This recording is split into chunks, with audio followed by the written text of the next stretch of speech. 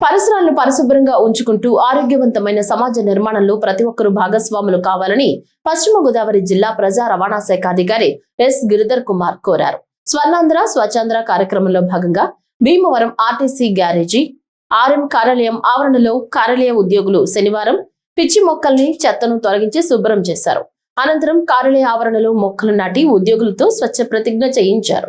ఈ సందర్భంగా డిపిటిఇఓ గిరిధర్ కుమార్ మాట్లాడుతూ స్వచ్ఛాంధ్ర స్వర్ణాంధ్రలో ప్రతి ఒక్కరూ స్వచ్ఛంద కార్యక్రమ నిర్వహణలో ప్రతిరోజు కొంత సమయం కేటాయించాలన్నారు.